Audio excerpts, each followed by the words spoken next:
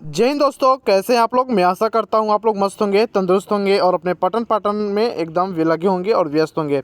आज हम बात करेंगे टेक्नीशियन ग्रेड 1 और 3 दोनों के बारे में, जिसका एग्ज़ाम 13 तारीख को सफलतापूर्वक ख़त्म हो चुकी है। यह एग्ज़ाम 4 दिवसीय एग्ज़ाम थी, यानी कि 4 दिनों तक एग्ज़ाम चली थी। 6, 9 और 10 और 13 तारीख को एग्ज़ाम कंडक्ट कराई गई थी। हालांकि एग्ज़ाम देने के बाद सभी बच्चों के मन में सिर्फ एक ही डाउट है, हमारा उत्तर कुंजी कब जारी होगा। और सेकंड डाउट यह है कि इस बार क्या सेफ स्कोर रहने वाला है, कट ऑफ क्या रहने वाली है, जोन वाइज कट ऑफ क्या रहने वाली है। तो सारा डाउट आपको इस वीडियो में क्लियर करने वाले हैं, तो वीडियो को शुरू से अंत तक जरूर देखिएगा और स्टेप बाय स्टेप समझने की कोशिश कीजिएगा।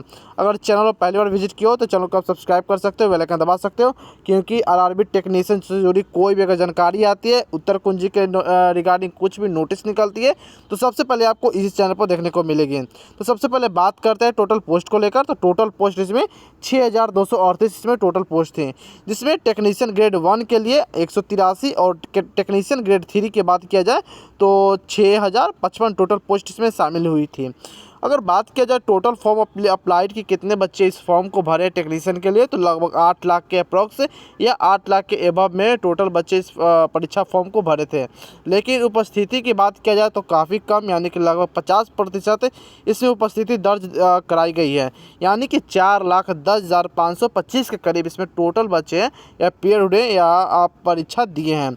एग्ज़ाम लेवल की बात किया जाए तो यह परीक्षा हार्ड लेवल का एग्ज़ाम कराया गया था, लेकिन बहुत से ऐसे बच्चे बोल भी रहे थे कि नहीं एग्ज़ाम मॉडरेट है। कोई ऐसे भी बच्चे का रिव्यू आ रहा था जिससे मॉडरेट टू हार्ड बता रहे थे। तो सभी का ओपिनियन अलग अलग हो सकता है, लेकिन जो एवरेज बच्चों का रिव्यू देखने को मिला है वो हार्ड ही लेवल बताया जा रहा है। बाकी एग्ज़ाम डेट आपको मैं बता दिया, 6 मार्च, 9 मार्च, 10 मार्च और 13 मार्च का आपका एग्ज़ाम कंडक्ट कराया गया था आरआरबी की तरफ से। हालांकि परीक्षा काफ़ी साफ़ सुथरा ली गई है, तो कहीं से किसी प्रकार का फर्जीवाड़ा, धांधली या पेपर लीक या टेक्निकल इशू देखने को इस परीक्षा में नहीं मिली है। हालांकि परीक्षा कई बार आगे बढ़ा दी गई थी, लेकिन कारण कुछ और ही होगा आरआरबी की तरफ से। चलिए बात करते हैं वैकेंसी डिटेल को देकर बात किया जाए तो वैकेंसी में बात करूं ग्रेड 1 को और ग्रेड 3 दोनों के बारे में बात करें तो यूआर में ग्रेड 1 में 83 और ग्रेड 3 में 2547 थी। एससी की बात की जाए ग्रेड 1 में तो 27 और 3 की बात की जाए 93 और 12 इसमें थी 574। इसमें ओबीसी में ग्रेड 1 में 38, ग्रेड 3 में 1387। ईडब्ल्यूएस की बात की जाए तो ग्रेड 1 में 21 और ग्रेड 3 की बात की जाए तो 552 टोटल पोस्ट थी, यानी कि ग्रेड 1 के लिए 183 और ग्रेड 3 के लिए 655 टोटल पोस्ट थी। यहाँ आपका टोटल दिया गया है 6238 यहाँ टोटल वैकेंसी आपको देखने को मिली थी। हालांकि पिछले बार 14,000 के करीब में टोटल वैकेंसी आई थी, लेकिन इस बार काफ़ी कम, यानी कि आधा से भी कुछ कम वैकेंसी इस बार देखने को मिली है। हालांकि अब जब जब निकलेगी वैकेंसी तो कुछ कम होकर ही निकलेगी। जैसे कि पिछली बार ग्रुप डी में 32,000 कुछ निकली थी, लेकिन इस बार 22,000 कुछ ही वैकेंसी निकली है। तो हमेशा वैकेंसी की संख्या कम होती रहेगी, क्योंकि जो रेलवे है अब हर बार वैकेंसी, यानी कि हर साल वैकेंसी निकालती रहेगी, तो कुछ ना कुछ कम होती ही रहेगी वैकेंसी की संख्या। तो यहाँ तक सारा डाउट क्लियर हो चुका होगा। फिर कोई डाउट है तो कमेंट माध्यम से आप हमसे पूछ सकते हो। चलिए बात करते हैं, यहाँ आपको टोटल दिया गया होगा किस डिपार्टमेंट में किस पोस्ट में कितना वैकेंसी है। आप यहाँ वीडियो पॉज कर आप देख सकते हो, सारा यहाँ पर दिया गया है, तो आप वीडियो पॉज कर देख सकते हैं। बात करते हैं एग्ज़ाम पैटर्न और मार्किंग की बात किया जाए अगर तो मैथ का 25 क्वेश्चन थे और रीजनिंग में 25 क्वेश्चन, जीके या सीए की बात की जाए 10 क्वेश्चन और साइंस में 10 क्वेश्चन थे। यह ग्रेड 3 के लिए बताया जा रहा है, मैं ग्रेड 1 के लिए बताऊंगा। तो टोटल क्वेश्चन 100 थे। ग्रेड 1 में ग्रेड 3 में दोनों में 100 क्वेश्चन पूछा जाता है, लेकिन जो ग्रेड 3 में कुछ अलग आपका विषय हो जाता है जो मैं आपको बता रहा हूँ। पहले बात करते हैं ग्रेड 3 को लेकर, जो काफ़ी इंपॉर्टेंट हो जाती है। इसमें mathematics, intelligence, reasoning, general science और जनरल अवेयरनेस के क्वेश्चन पूछे जाते हैं, जो कि 25 क्वेश्चन 40 और 10 का होता है। इसमें 100 क्वेश्चन 100 मार्क का होता है, जिसमें 90 मिनट का ड्यूरेशन आपको दिया जाता है, यानी कि 90 मिनट में 100 क्वेश्चन आपको हल करना है। ठीक है, तो यहाँ तक आपका सारा डाउट क्लियर हो चुका होगा। अब बात करते हैं ग्रेड 1 सिग्नल के बारे में। इसमें जनरल अवेयरनेस 10 क्वेश्चन, इंटेलिजेंस या रीजनिंग की बात करें तो 15 क्वेश्चन, कंप्यूटर बेसिक या एप्लीकेशन से बात किया जाए तो 20 क्वेश्चन, मैथमेटिक्स से 20 क्वेश्चन और बेसिक साइंस और इंजीनियरिंग की बात किया जाए तो 35 क्वेश्चन, जो अभी आपका ट्रेड रहेगा उसी हिसाब से आपका क्वेश्चन पूछे जाते हैं। इसमें आपको टोटल 100 क्वेश्चन 100 मार्क्स का रहेगा, 90 मिनट इसमें भी ड्यूरेशन आपको दिए जाएंगे। तो आप कमेंट में ज़रूर बताइएगा आपने किस पोस्ट के लिए किस पोस्ट के लिए आप फॉर्म अप्लाई किए थे। आप कमेंट के माध्यम से हमें ज़रूर बताइएगा। आगे बात करते हैं स्टेज डिटेल को लेकर। तो सबसे पहले आपका CBT 1 एग्ज़ाम होगा। जी हाँ दोस्तों, सबसे पहले CBT 1 है आपका एग्ज़ाम, जो कि हो चुका है। 13 तारीख तक आपका एग्ज़ाम लिया गया था, 4 दिवसीय एग्ज़ाम था, तो आपका ख़त्म हो चुका है। उसके बाद डॉक्यूमेंट वेरिफिकेशन यानी कि DV होगा। उसके बाद DV होने के बाद DME यानी कि डिटेल मेडिकल एग्जामिनेशन आपको लिया जाएगा। आपका मेडिकल इसमें काफ़ी अच्छे तरीके से लिया जाता है, तो अपना मेडिकल का पूरा अच्छा सा ध्यान दीजिएगा, शरीर वगैरह फिट करके रखिएगा। इसमें 1/3 का निगेटिव मार्किंग भी है, तो ज़्यादा जो बच्चे अटैम्प्ट करते हैं, क्योंकि अभी बहुत से बच्चों का कमेंट आ रहा था कि हमने 80 अटैम्प्ट किया है, कोई बोलते हैं मेरा 85 अटैम्प्ट है। यहाँ तक एक बच्चा जो RRB चेन्नई से फॉर्म भरा था, वो बोल रहा है कि 90 अटैम्प्ट किया। तो मैं सभी को बता दूं, जो इतना अटैम्प्ट किए हैं उस सभी के मार्क्स में घटाव देखने को मिलता है, तो उनको भी मार्क्स में घटाव जरूर देखने को मिलेगा। यानी कि जो पहले उड़ते रहते हैं कि मेरा 90, 85, 95 हमने मेरा सही हो पा रहा है, मेरा 1-2 क्वेश्चन गलत होगा, लेकिन फिर आंसर के आने के बाद पता चलता है कि 90 जो अटैम्प्ट किए हैं वो आके 60 पर थम गए हैं, जो 85 अटैम्प्ट किए हैं वो 55 आके थम गए हैं। तो सभी के मार्क्स में घटाव देखने को मिलता है। आप ज़रूर बताइएगा आपका अनुमानित स्कोर कितना है, काट पीट कर बताइएगा, ज़्यादा बढ़ा चढ़ा कर आप मत बताइएगा। बात करते हैं शिफ्ट वाइज डिफ़िकल्टी लेवल को लेकर। तो 6 मार्च को फर्स्ट शिफ्ट हार्ड लेवल था, सेकेंड हार्ड और थर्ड आपका मॉडरेट टू हार्ड पूछा गया था। 9 मार्च का मॉडरेट और 9 मार्च का first moderate, second moderate to hard और थर्ड आपका मॉडरेट पूछा गया था। 10 मार्च का first hard level, second moderate और थर्ड भी हार्ड लेवल का पूछा गया था।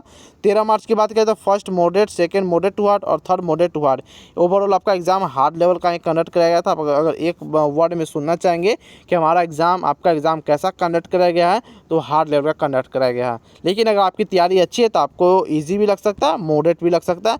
तो आपकी और हमारी तैयारी पर भी निर्भर करता है कुछ, लेकिन जो फाइनल डिसीजन है वो RRB ही लेगा। ठीक है, आगे बात करते हैं ट्रेड ITI कट ऑफ के बारे में बात करेंगे, जो ट्रेड वाइज भरे थे ट्रेड वाला।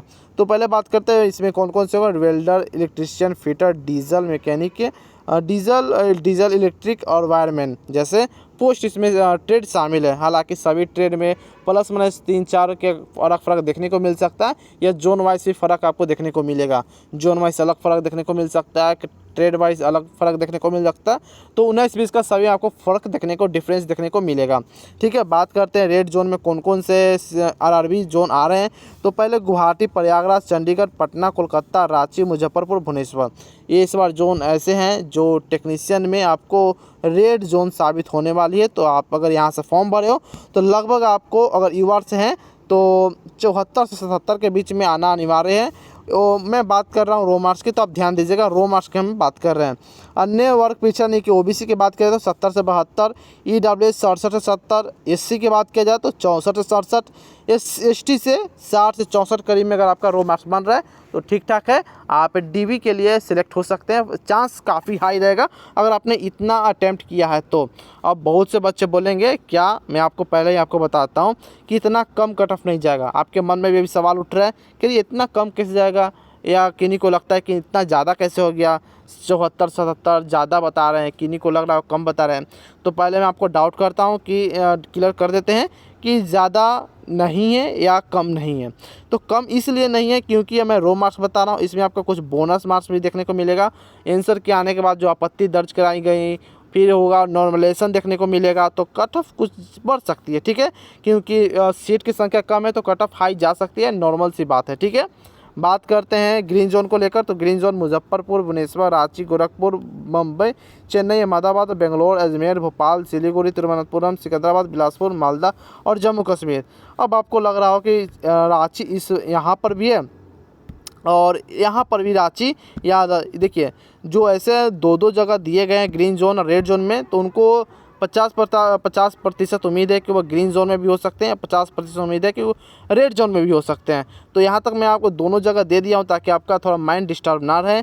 ठीक है, बात करते हैं अगर आप यूआर से हैं तो ग्रीन जोन के लिए 70 से 72 और OBC के लिए 68 से 70, EWS 64 से 68, SC 59 से 62, ST 55 से 58 करीब में आपका रो मार्क्स बन रहा है। तो ठीक ठाक है, आप DV के लिए एलिजिबल रहोगे। ठीक है, तो इतना पे आप सेफ स्कोर हो, गुड अटैम्प्ट है, टेंशन लेने की कोई ज़रूरत नहीं है। DV के लिए सारे डॉक्यूमेंट वगैरह तैयार कर सकते हैं, लेकिन अभी रहने दीजिए। डॉक्यूमेंट कुछ दिन बाद जैसे कि आपका रिजल्ट आ जाएगा या रिजल्ट डेट आ जाएगा तो उसके बाद डॉक्यूमेंट वगैरह तैयार रखिएगा। लेकिन हाँ, अभी जो एनसीएल वगैरह बनाना है, क्योंकि रेलवे में एनसीएल को लेकर काफ़ी बहुत बड़ी मुद्दा बन जाती है, तो एनसीएल वगैरह बनाने के लिए आप दे सकते हैं अगर इतना रो स्कोर बन रहा है तब। अब बात करते हैं 12th प्लस पीसीएम वालों के लिए रो स्कोर क्या होना चाहिए। तो रेड जोन में लगभग मुंबई, प्रयागराज, मालदा, भुवनेश्वर, रांची, सिलीगुड़ी, गुवाहाटी, चेन्नई, कोलकाता, बिलासपुर और चंडीगढ़ रहने वाली है। अगर यहाँ कट ऑफ की बात करें तो युवा से 82-84, ओबीसी से 77 से 81, SEW से बात करें 74 से 76, SC से बात करें 70 से 73, ST 64 से 68 के करीब में नंबर बन रहा है, तो आप ठीक ठाक हो, आप डीबी के लिए एलिजिबल रहोगे। चांस है डीबी का, अगर इतना नंबर बन रहा है तो रो स्कोर। बात करते हैं ग्रीन जोन के लिए, तो ग्रीन जोन में अहमदाबाद, भोपाल, बेंगलोर, सिकंदराबाद, अजमेर, चेन्नई जैसे जोन इस बार ग्रीन जोन में देखने को मिल रही है। तो अगर आप इस जोन से फॉर्म भरे तो रो स्कोर कम से कम आपका इतना होना चाहिए, जैसे कि 75 से 77, ओबीसी 71 से 73, ईडब्ल्यूएस 68 से 70, SC 64 से 68 और ST की बात करें तो 60 से 63 के करीब में नंबर होना चाहिए। बाकी आप कमेंट में ज़रूर बताइएगा आपका जोन क्या था और कैटेगरी में आपका कितना नंबर अनुमानित बन रहा है। आप कमेंट के माध्यम से हमें ज़रूर बताइएगा आपका अनुमानित स्कोर क्या रहा है, कैटेगरी क्या थी और आपने परीक्षा किस जोन से दिया, कमेंट के माध्यम से हमें ज़रूर बताइएगा। बाकी बात करते हैं जो काफ़ी बच्चे इंतज़ार कर रहे हैं किसको लेकर कि उत्तर कुंजी कब जारी होगा। देखिए 13 तारीख का आपका एग्ज़ाम ख़त्म हुआ है, तो 7 से 10 दिन लेकर चलिए, यानी कि 23 से 25 के अंत में आपको देखने को मिल जाएगा आंसर की, आपको 23 से 25 तक देखने को मिल जाएगी। बाकी और भी कोई डाउट हो तो कमेंट के माध्यम से हमें पूछ सकते हैं। बाकी और इन्फॉर्मेटिव वीडियो के लिए आप हमारे चैनल को सब्सक्राइब कर सकते हैं, बेल आइकन दबा सकते हैं, क्योंकि आरआरबी टेक्नीशियन से जुड़ी कोई भी इन्फॉर्मेशन आती है, उत्तर कुंजी के रिगार्डिंग कुछ भी नोटिस निकलते हैं, तो सबसे पहले आपको इसी चैनल पर देखने को मिलेगी। तो फिर मिलते हैं कोई और अनदर इन्फॉर्मेटिव वीडियो में, तब तक के लिए जय हिंद, जय भारत दोस्तों।